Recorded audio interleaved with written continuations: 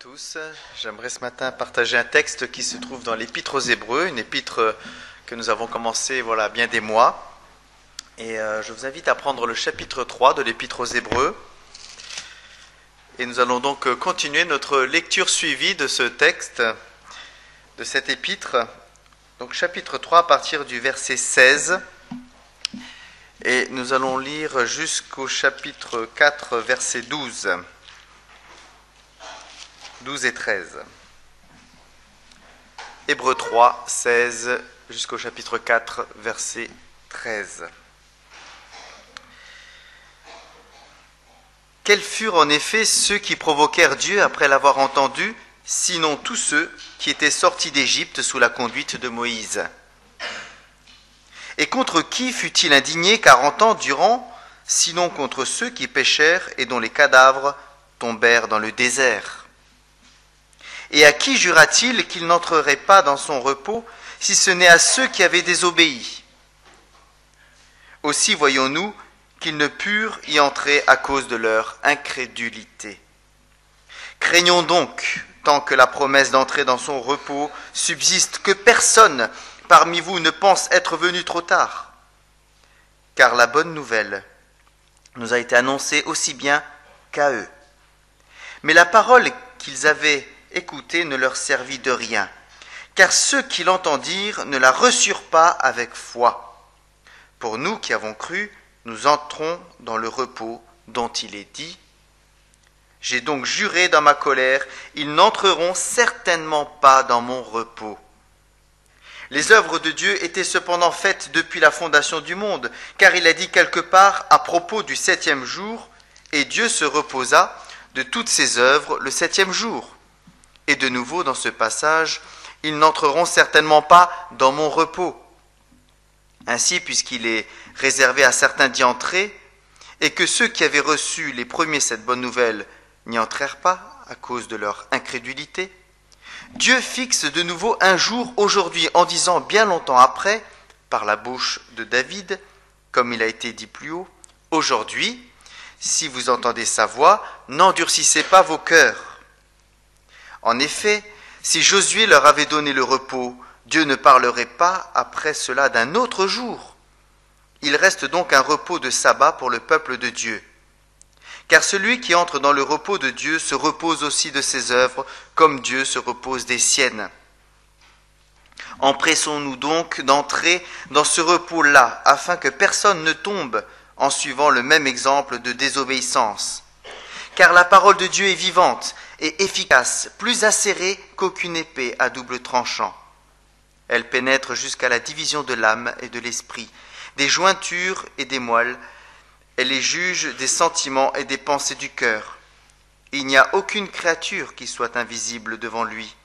Tout est mis à nu et terrassé aux yeux de celui à qui nous devons rendre compte. Voilà, jusque-là. Alors, vous le savez, je l'ai déjà dit et redit, cette épître s'adresse donc à des croyants, des juifs en l'occurrence, qui ont accepté Jésus-Christ dans leur vie, qui sont désespérés dans leur souffrance, dans leur épreuve, découragés. Alors le découragement, c'est quelque chose qui est encore d'actualité aujourd'hui. Marcel Juandeau nous donne cette situation. C'est parce qu'on imagine simultanément tous les pas qu'on devrait faire qu'on se décourage, alors qu'il s'agit de les aligner un à un. Depuis plusieurs messages, je vous dis que cet auteur est en train d'exhorter nos Hébreux, nos croyants, qui sont fatigués, lassés, désespérés. Ils soupirent, ils n'en peuvent plus et ils sont tentés de tout arrêter, de faire une pause dans leur foi. Alors le découragement, c'est quelque chose qui nous concerne tous. Mais comme disait quelqu'un, c'est une chose que de visiter le découragement, mais c'en est une autre que d'y établir sa demeure. Le découragement surviendra dans votre vie, dans ma vie, tôt ou tard. Tout le monde passera un jour par cette phase de découragement. Personne n'est épargné. Notre vie en Christ n'est pas quelque chose de tranquille, sans épreuve, sans difficulté, sans contrariété. Mais le Seigneur, au travers de ce texte, semble nous dire, malgré toutes les difficultés qui peuvent exister, et que l'on peut s'imaginer, que rien ne doit permettre que je fasse une pause en ce qui concerne ma foi. Parce que c'est là le sujet principal de ce texte. Quand on veut faire une pause dans sa foi, je suis découragé, je suis désespéré, je veux arrêter. Et comme l'apôtre Paul le disait dans l'épître aux Philippiens, il dira « Je puis tout par celui qui me fortifie ». Je puis tout par celui qui me fortifie. C'est vrai, Seigneur, la Bible le dit. Mais maintenant, j'en peux plus. Je suis fatigué de subir, de supporter, d'insister, de répéter, de me taire, de pardonner, de rectifier, de respecter, de partager. J'en peux plus. J'arrête, je fais une pause. Il y a un burn-out spirituel. Ça déborde, ça sort de partout. Et je ne sais pas si vous avez déjà eu l'occasion de rencontrer une personne qui en a ras-le-bol. Ça sort. Alors ce découragement, il ne s'agit pas de le nier, il ne s'agit pas de dire qu'il est faux, mais il s'agit de dire qu'il viendra, il apparaîtra, il nous visitera, mais nous ne devons pas demeurer dans le découragement, dans ce désespoir, dans ce ras-le-bol qui va vouloir nous pousser à nous arrêter dans notre foi, vouloir faire une pause. Ceux qui parmi nous, qui avons une force de caractère, une forte volonté, sont ceux d'une certaine manière qui n'ont pas besoin du Seigneur. Ils s'en sortent tout seuls. Et bien dans ce cas, sans puiser dans la force du Seigneur, ces personnes sont amenées à échouer. Elles n'y arriveront pas. Alors c'est vrai, en fonction du caractère que vous avez, en fonction de la volonté que vous pouvez avoir, vous pouvez aller plus ou moins loin. Mais vous n'arriverez pas là où le Seigneur veut vous mener par vos propres efforts. Cela est impossible. Et l'apôtre Paul lui-même dira « Moi, je peux tout en celui qui me fortifie, et certainement pas dans ma propre force. » Et c'est bien là le problème. Lorsque nous sommes forts, nous oublions de nous reposer et de puiser notre force en Christ seul. Et ensuite, un jour, on se lève et on est envahi, submergé par le désespoir, le découragement, et on ne sait plus quoi faire. La signification du découragement, c'est véritablement la perte de courage. On n'a plus le courage. C'est pas possible, je n'y arriverai jamais. Forcément, avec une telle pensée, il ne peut y avoir que l'échec dans nos vies.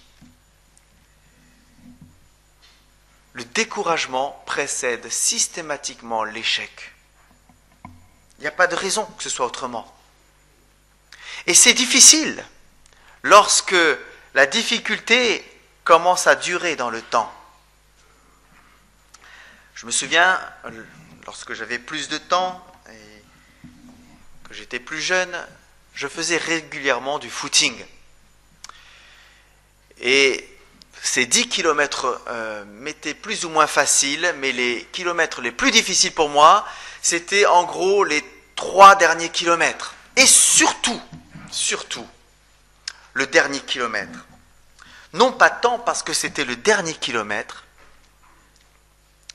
mais parce que le dernier kilomètre était une longue ligne droite au bord d'un canal avec des platanes qui se ressemblaient tous, et j'avais l'impression que je n'avançais pas. Et je dis, bon, je vais faire une pause. Voilà le combat qui commençait dans mon être intérieur. Je vais faire une pause, là, je suis fatigué, je commence à avoir un point de côté, je commence à avoir des crampes, je vais faire une pause.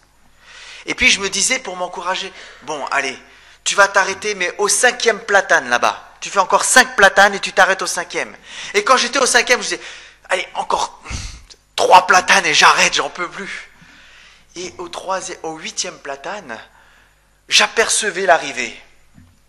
Et je ne sais pas d'où me venait cette force, mais le fait d'entreapercevoir l'arrivée, ça me motivait à ne pas m'arrêter.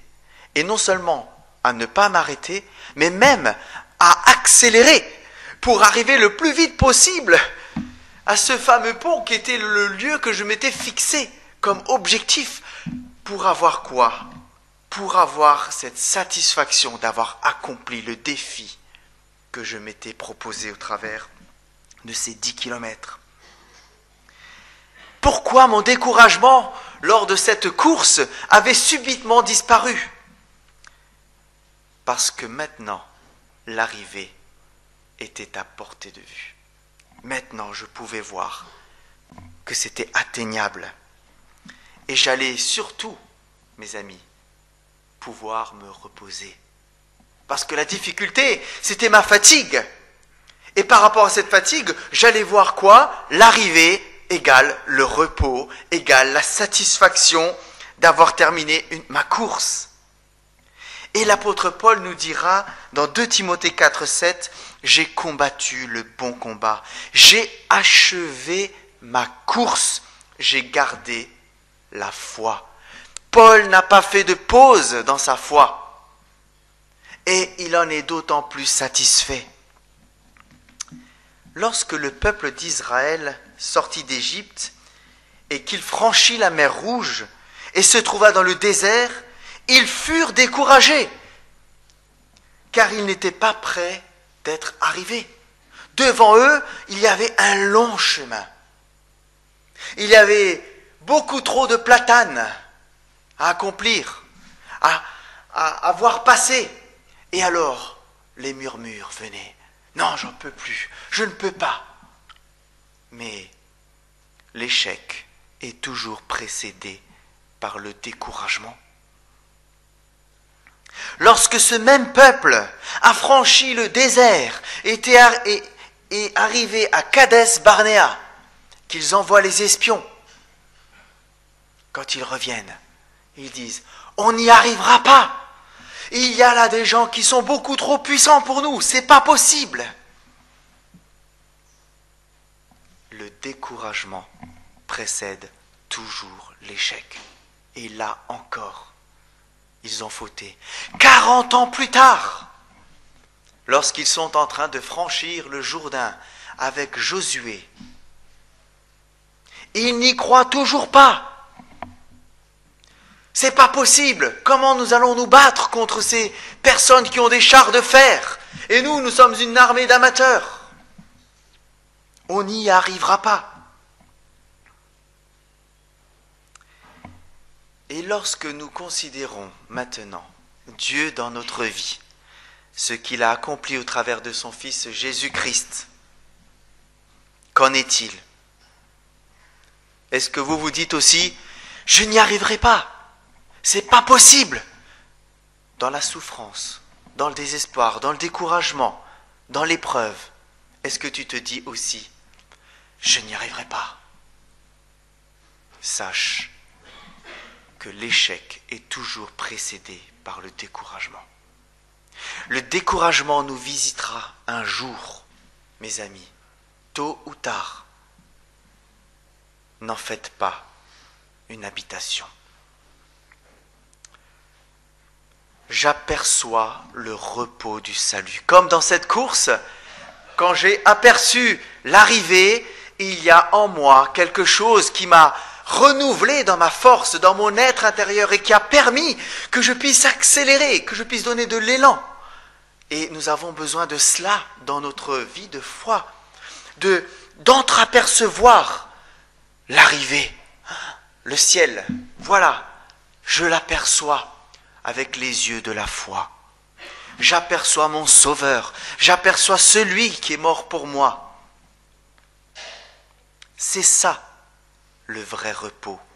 C'est ça le repos que le texte, que l'auteur veut transmettre maintenant à ces personnes qui sont découragées. Je vais vous dire une chose, il y a le repos, le véritable repos. Et le véritable repos, mes frères, c'est quand j'aperçois le salut, lorsqu'il est en ligne de mire de mon regard spirituel. Alors, le désespoir qui vous a visité s'en ira. Il ne demeurera pas. Et en même temps, comme ce découragement ne vous habitera pas, il n'y aura pas d'échec.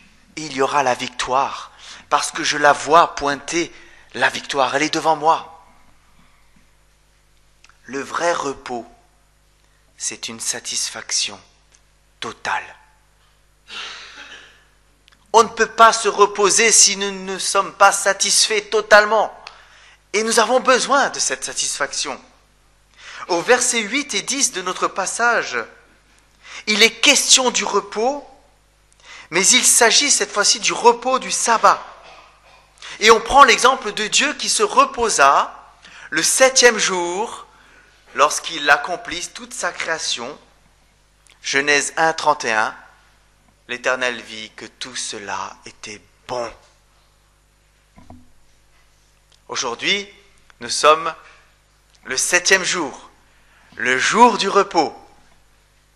Est-ce que vous vivez, mes frères, ce matin, aujourd'hui, un véritable repos?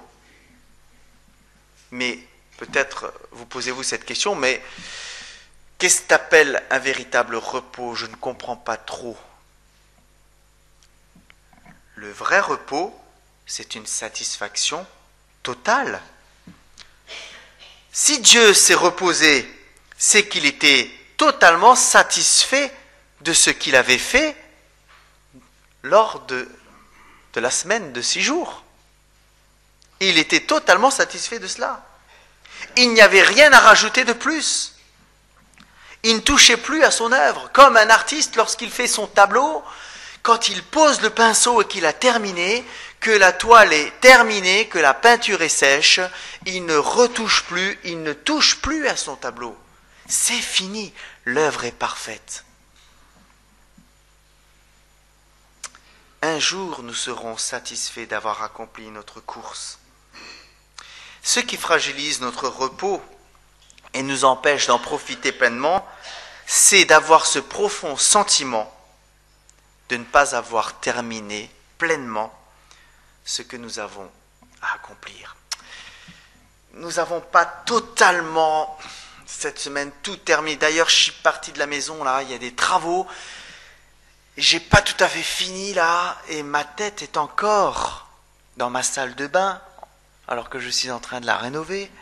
Ou alors, j'ai un gros dossier pour lundi au travail, et ce sentiment d'inachevé nous frustre, nous ne sommes pas satisfaits.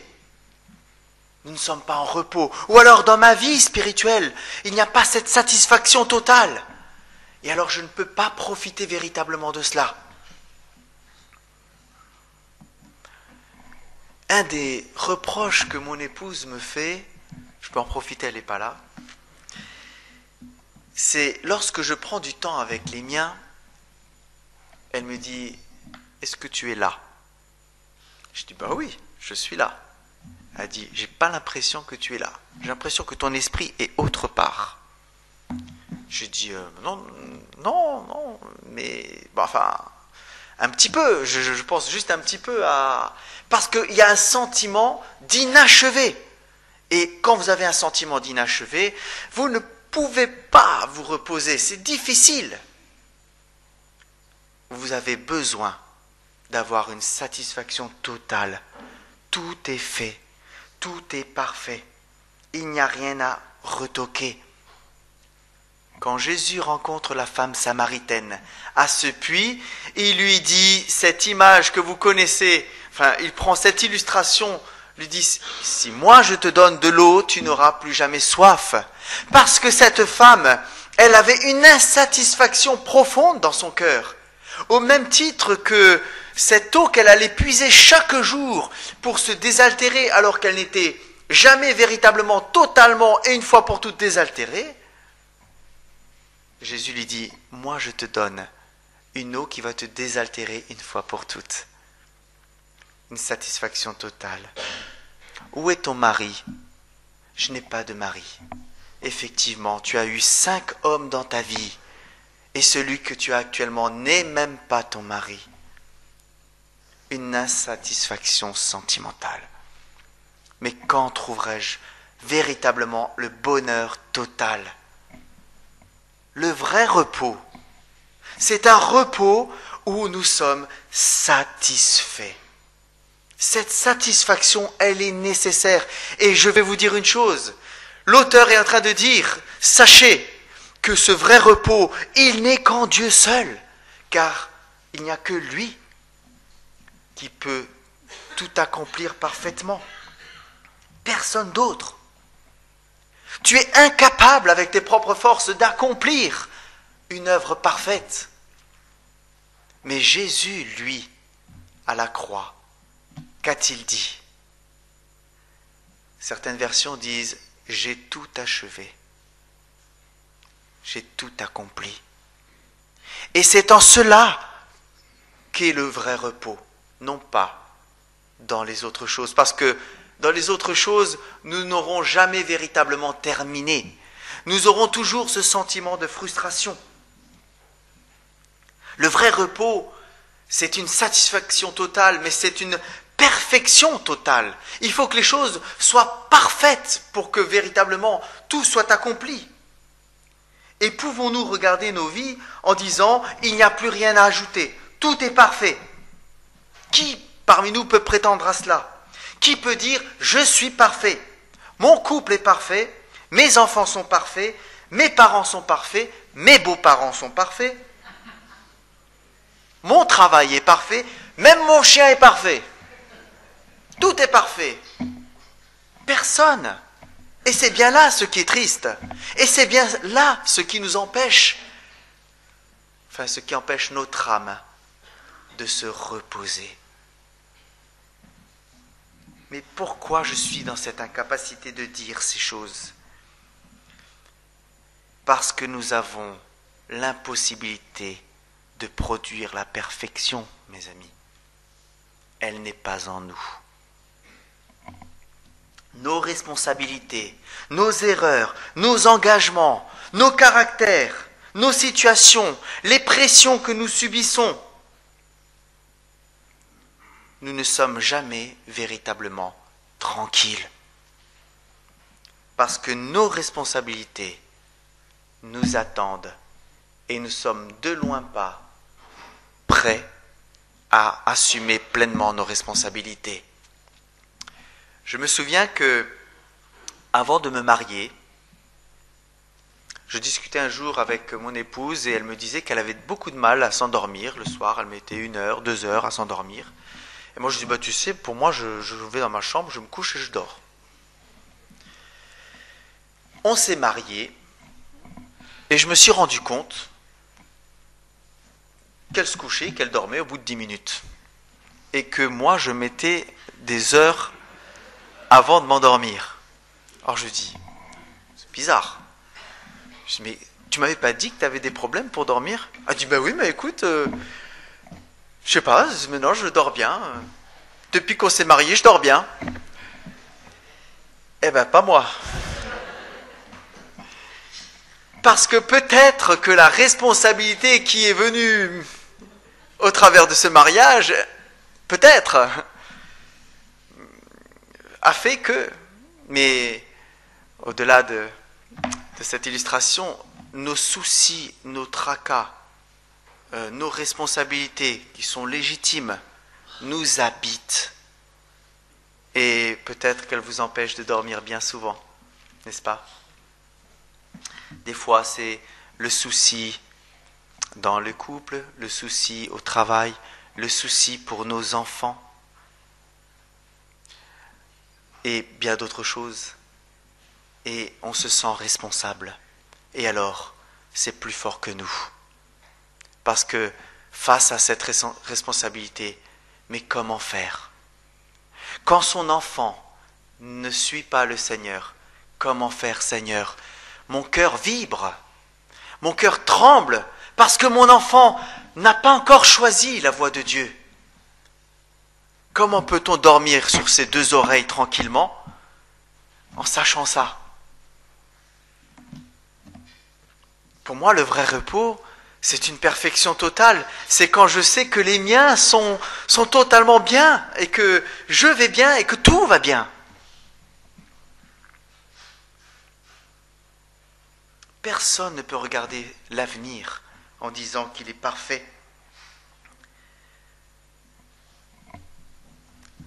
Rien n'est parfait parce que j'ai du mal à taire, ne serait-ce que les murmures qui sont dans mon cœur. Mon cœur est insatisfait. Et l'insatisfaction nous habite. Suis-je heureux? Suis-je intelligent? Suis-je suffisamment diplômé? Suis-je suffisamment compris? Suis-je suffisamment en bonne santé? Nous ne cessons de travailler pour accomplir une œuvre parfaite et nous n'y arrivons pas. Qu'en est-il vraiment? Uniquement la vie de notre Sauveur et Seigneur Jésus-Christ apportera ce repos de l'âme qui nous est si cher. Ce repos qui est en Jésus, il enlève l'insatisfaction, la lassitude, le découragement, le désespoir. Il est parfait car celui qui nous le donne est parfait. C'est Christ qui a tout accompli à ma place. Et l'auteur, c'est ce qu'il veut rappeler à ces personnes qui sont dans la difficulté. Le vrai repos, il est parfait.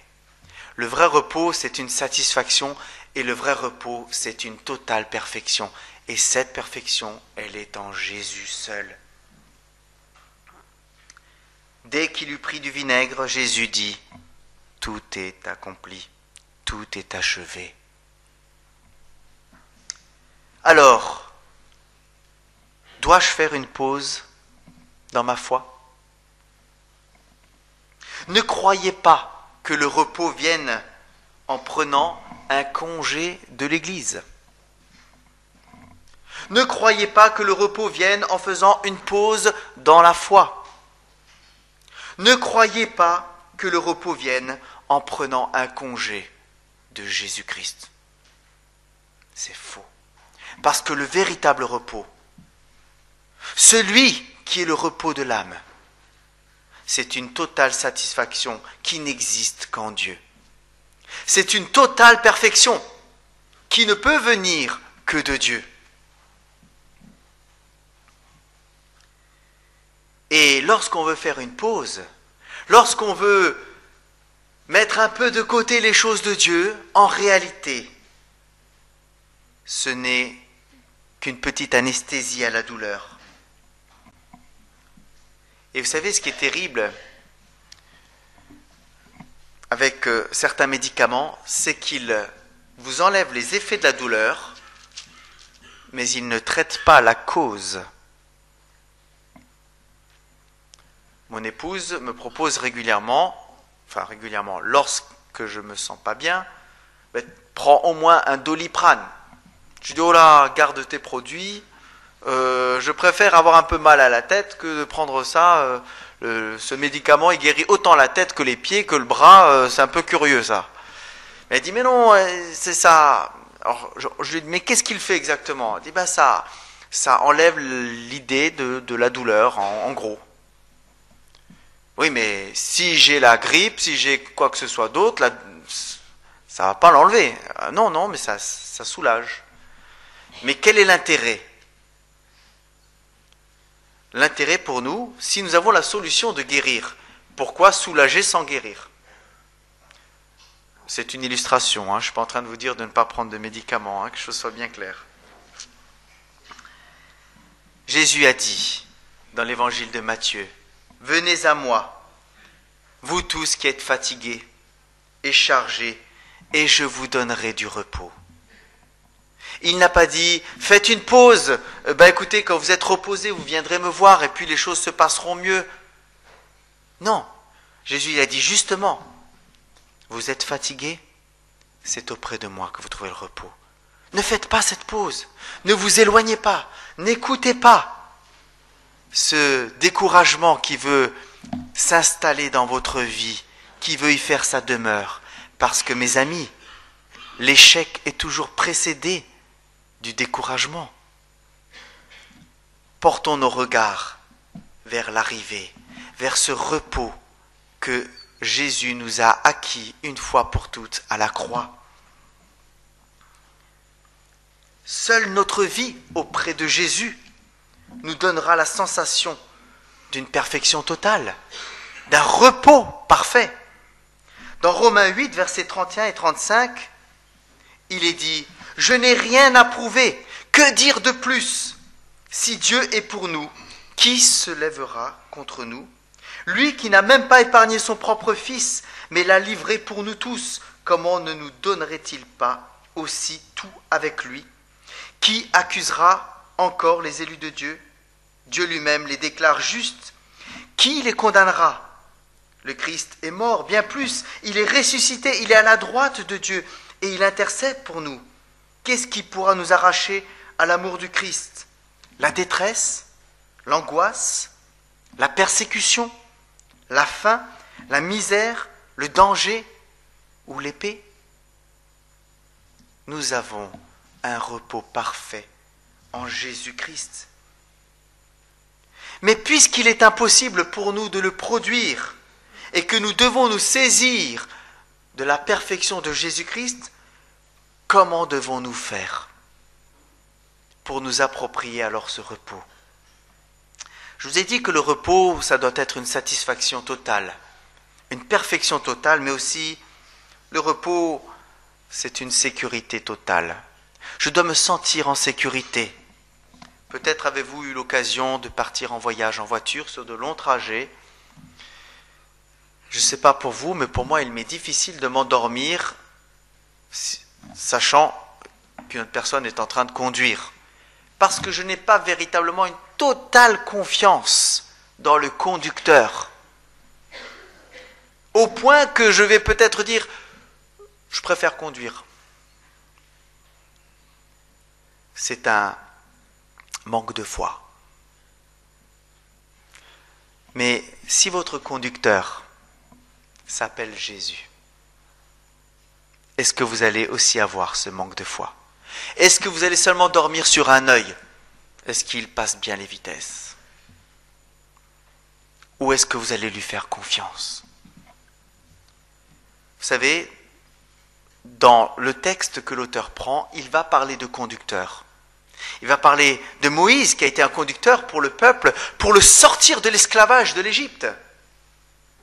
Il va parler d'un autre conducteur, Josué, qui va introduire le peuple dans le pays promis. Mais maintenant,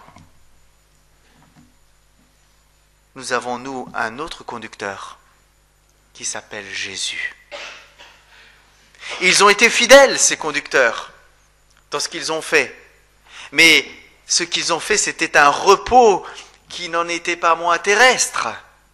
Mais Jésus, lui, c'est un conducteur qui nous emmène dans un repos céleste, bien plus précieux, bien meilleur encore. Regardez Moïse qui vous a délivré de l'esclavage de l'Égypte. Regardez Josué qui vous a introduit dans le pays promis. Et maintenant, considérez le conducteur suprême, Jésus-Christ, en qui vous êtes pleinement en sécurité. Jésus-Christ. Dieu fixe de nouveau un jour aujourd'hui en disant dans David, si longtemps après, comme il est dit plus haut, aujourd'hui, si vous entendez sa voix, n'endurcissez pas vos cœurs, car si Josué leur eût donné le repos, il ne parlerait pas après cela d'un autre repos. Cela veut dire que Josué a donné un repos qui était terrestre, ce n'était pas le repos absolu de l'âme. Il y avait un autre repos bien plus grand qui était voué à venir plus tard au travers de Jésus. Et vous savez, Josué, ça signifie en hébreu, l'Éternel sauve. C'est Yeshua, c'est exactement le même mot que Jésus. Et nous avons là un petit jeu de mots. Car si Josué, l'Éternel qui sauve, leur eût donné le repos, il ne parlerait pas à présent du repos de l'Éternel qui sauve, c'est-à-dire Jésus. Celui qui sauve, c'est Jésus. Le conducteur par excellence, c'est Jésus. Voici le conducteur que Dieu nous donne. Il a donné Moïse, il a donné Josué, et maintenant il a donné Jésus dans ma vie. Dieu vit, lorsqu'il fit la création, que tout ce qu'il avait fait était très bon. C'était très bon. Mais Christ, sur la croix, après avoir tout accompli, il dit, c'était très bon pour chacun d'entre nous. Il n'y a rien de mieux. Alors, puis-je me permettre de faire une pause ? En Jésus, j'ai véritablement le repos de mon âme. Et lorsque je suis désespéré, fatigué, lassé, découragé, je dois me tourner vers le conducteur Jésus-Christ. Il est ma sécurité. Que faut-il faire pour avoir ce repos ? Regardez les exhortations qui ne cessent à partir du chapitre 3 jusqu'au chapitre 4. Verset 8 du chapitre 3. N'endurcissez pas vos cœurs. Verset 12. Prenez garde. Verset 13. Exhortez-vous. Chapitre 4, verset 1. Craignons donc. Et pour terminer, au verset 11 du chapitre 4. Empressons-nous. Empressons-nous de rentrer dans le repos. Ne nous privons pas de ce que Dieu veut nous donner.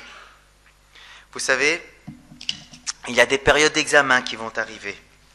Et je suis sûr que si vous demandez à ceux qui vont passer ces examens leur état de stress, alors certains veulent repousser cela, mais le moment venu, il y aura quelque chose qui va se passer dans leur cœur. Mais imaginez qu'on leur dise, bon, écoutez, quoi qu'il arrive, quoi que tu fasses, quoi que tu écrives, je te donne ton examen, tu l'as. Pensez-vous qu'ils vont être découragés ? Pensez-vous qu'ils vont être découragés ? C'est exactement ce message que l'auteur est en train de dire. L'examen, c'est Jésus qui l'a passé et il y a eu un 20 sur 20. C'est bon, je te l'offre, je te le donne. Alors, fais-moi confiance. Ne fais pas une pause dans ta foi, fais-moi confiance. C'est cela le vrai repos, c'est au travers de la foi, au travers de la parole de Dieu qui nourrit notre foi. Le vrai repos, c'est une satisfaction, c'est une perfection, c'est une sécurité éternelle que nous avons reçue en héritage de Jésus-Christ seul. Amen.